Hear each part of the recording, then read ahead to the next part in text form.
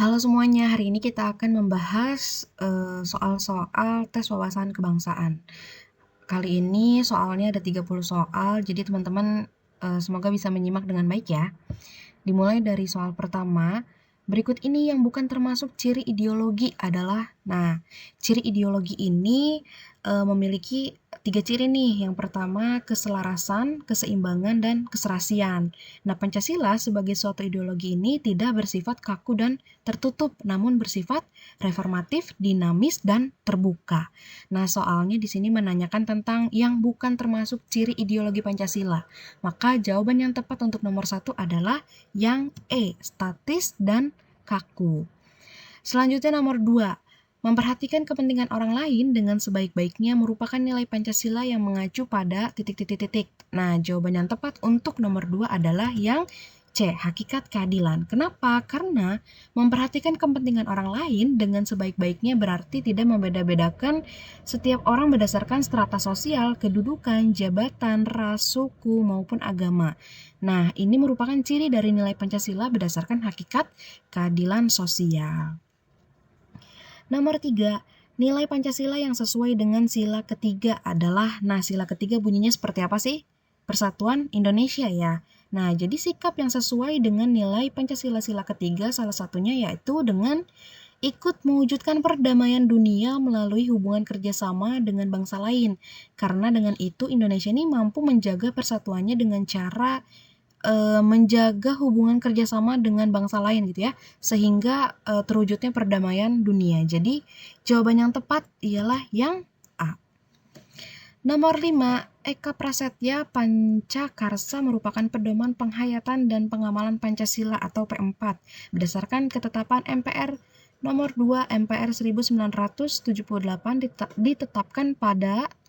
Nah, untuk nomor 4 ini jawaban yang benar adalah yang C, 22 Maret 1978. Jadi, pedoman penghayatan dan pengamalan Pancasila atau dikenal juga sebagai P4 dinamakan Eka Prasetya Pancakarsa merupakan wujud pengamalan kelima sila Pancasila yang tercantum dalam ketetapan NPR nomor 2 garis miring MPR garis miring 1978 yang ditetapkan pada tanggal 22 Maret 1978. Nomor 5, pada alinea keempat, pembukaan UUD 1945 dijelaskan bahwa Pancasila sebagai, wah kalau ini gampang banget ya, jawabannya ialah sebagai dasar negara. Jadi dalam pembukaan Undang-Undang Dasar 1945 alinea keempat dijelaskan bahwa Pancasila sebagai dasar negara dan juga pandangan hidup yang memiliki nilai-nilai serta memberikan arah serta tujuan menuju masyarakat yang adil dan makmur. Selanjutnya kita masuk ke soal nomor 6. Untuk pertama kalinya Presiden dan Wakil Presiden dipilih oleh PPKI. Hal tersebut berdasarkan aturan peralihan. Nah, untuk jawaban nomor 6 ini ialah yang C, pasal 3 UUD 1945.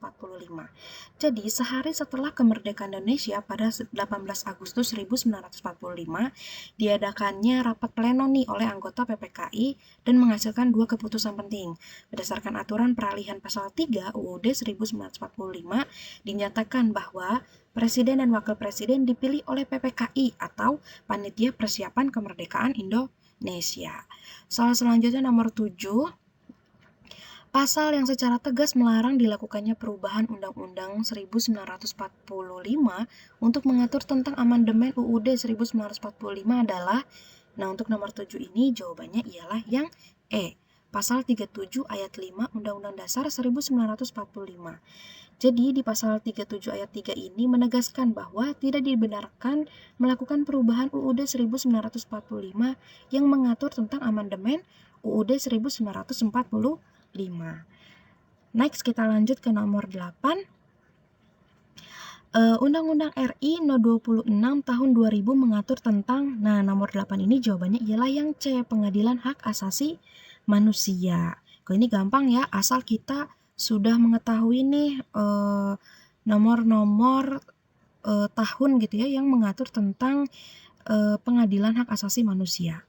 Nomor 9, Fungsi DPR tercantum dalam Undang-Undang Dasar 1945 yaitu, nah lagi-lagi tentang pasal nih, berarti artinya kita harus menghafal gitu ya, pasal-pasal yang memang banyak keluar di nanti tes kedinasan.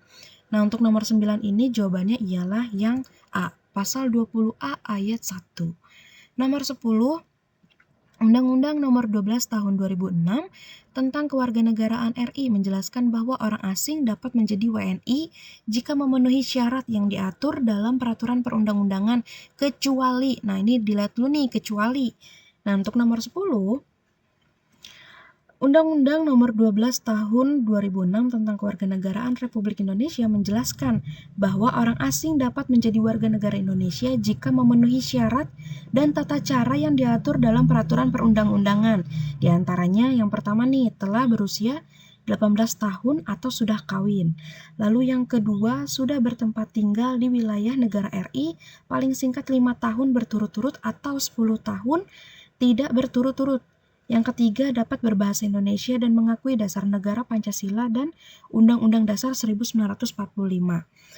Terus, tidak pernah dijatuhi hukuman pidana yang diancam pidana penjara 1 tahun atau lebih.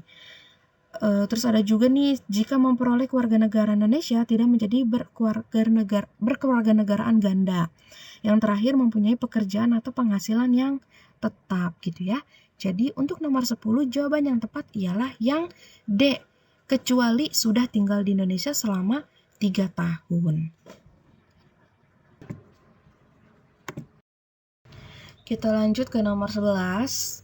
Nah, soalnya di sini nomor 11, berikut ini yang tidak termasuk hukum perdata adalah, nah di sini kakak akan menyebutkan terlebih dahulu gitu ya, yang termasuk ke dalam hukum perdata. Yang pertama ada hukum perorangan, yang kedua hukum keluarga, yang ketiga hukum waris, yang keempat hukum kekayaan. Nah, jadi jawaban yang tepat untuk nomor 11 adalah yang D, hukum tata negara.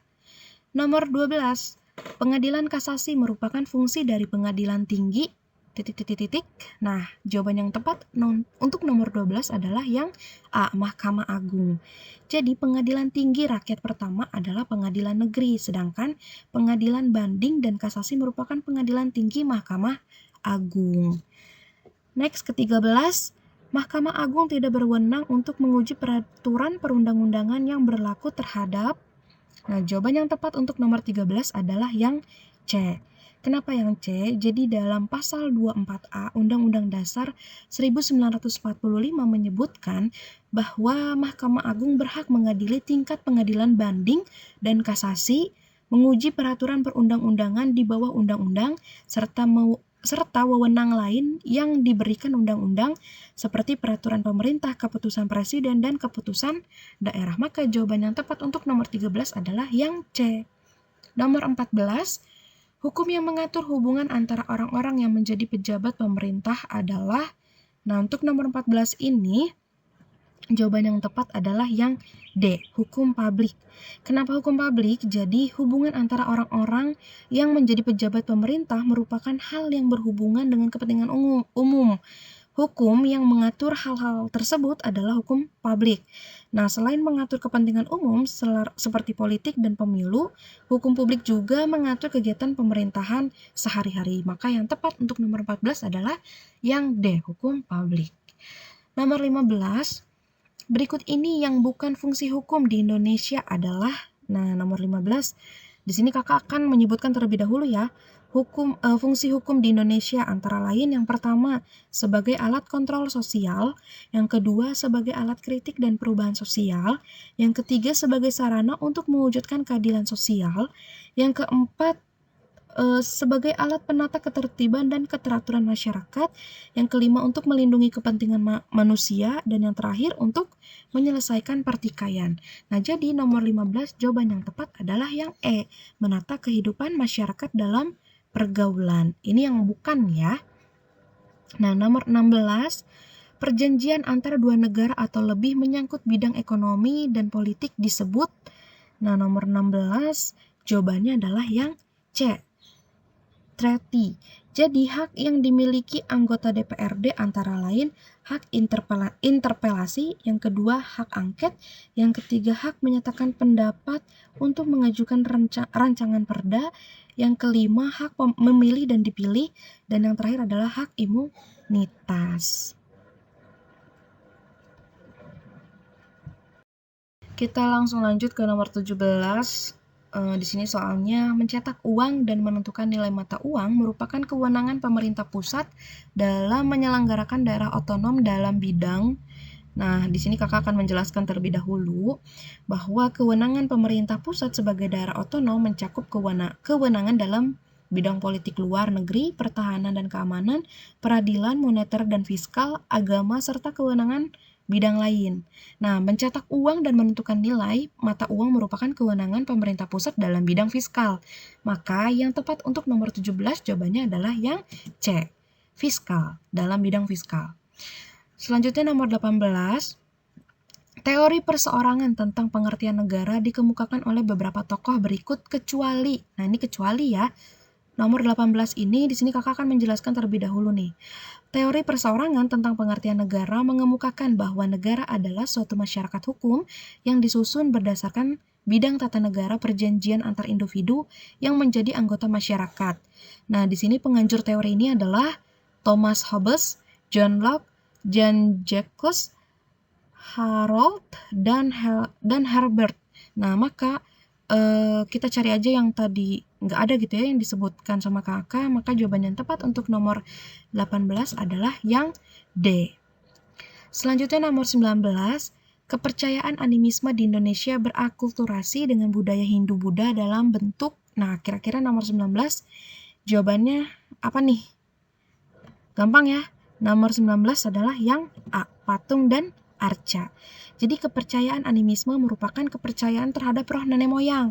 Nah, kepercayaan animisme yang ada di Indonesia berakulturasi dengan budaya Hindu-Buddha.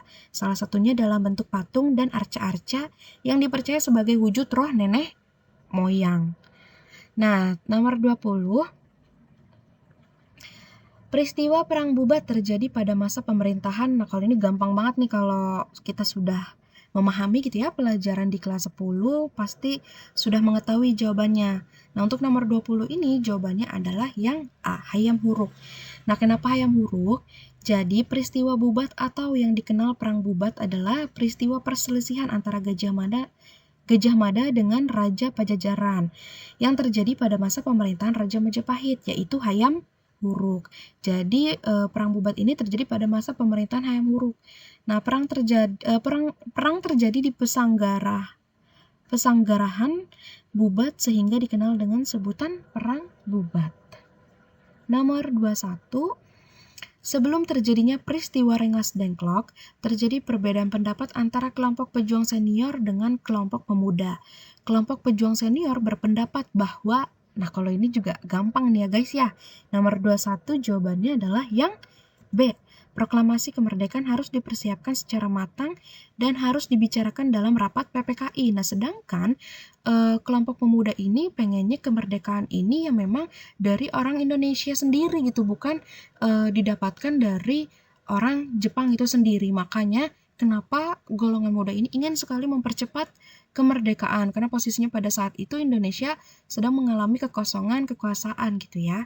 Jadi jawaban yang tepat untuk nomor 21 adalah yang B. Kita lanjut ke nomor 22. Berikut ini yang bukan tahapan dari diadakannya perjanjian internasional adalah. Nah, kakak akan menjelaskan terlebih dahulu ya. Jadi, tahapan-tahapan yang harus dilakukan dengan diadakannya perjanjian internasional, yang pertama perundingan, yang kedua ada penandatanganan, yang ketiga ada pengesahan. Nah, jadi jawaban yang tepat untuk nomor 22 adalah yang C, signature.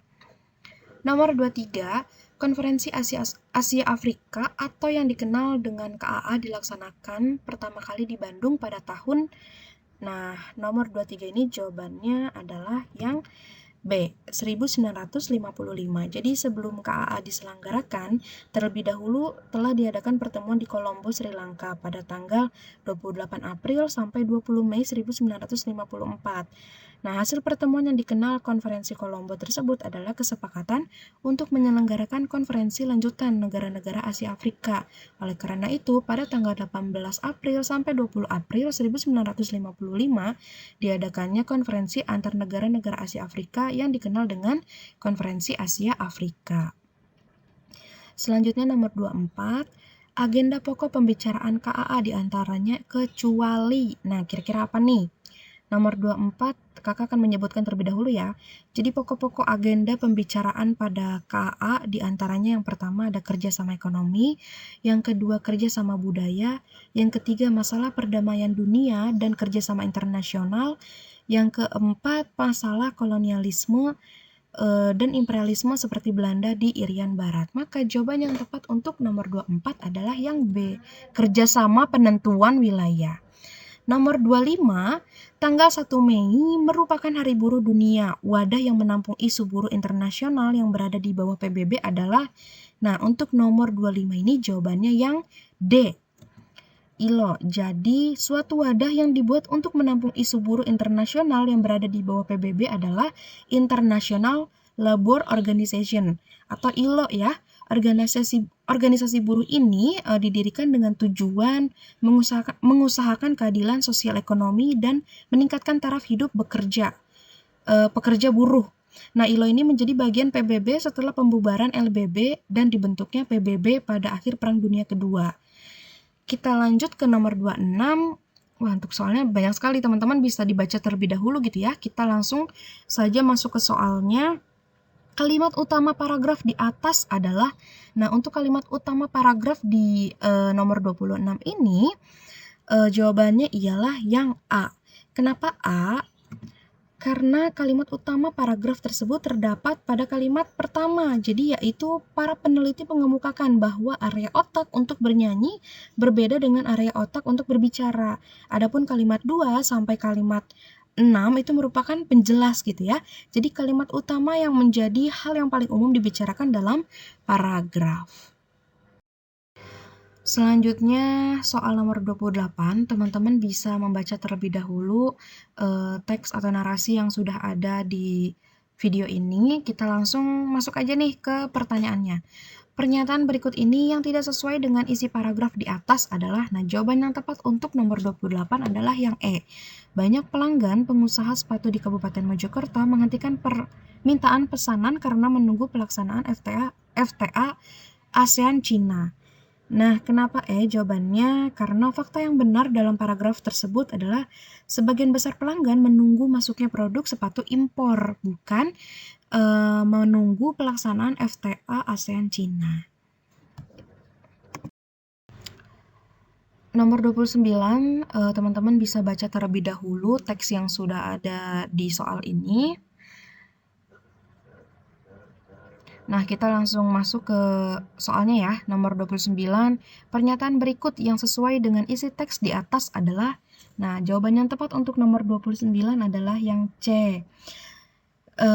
Pernyataan di pilihan C ini karena sesuai dengan isi paragraf pada kalimat 8, yaitu pekerjaan tersebut tidak lama ia geluti karena Alfandi lebih tertarik pada seni lukis. Nah, jadi melukis merupakan pekerjaan yang paling lama digeluti oleh Alfandi gitu ya dalam hidupnya. Maka jawaban yang tepat untuk nomor 29 adalah yang C. Selanjutnya kita masuk ke soal terakhir yaitu nomor 30. Peningkatan kesejahteraan masyarakat merupakan tanggung jawab bersama antara pemerintah dan masyarakat, baik pria maupun wanita. Hendaknya selalu meningkatkan rasa tanggung jawab mereka terhadap kesejahteraan bersama.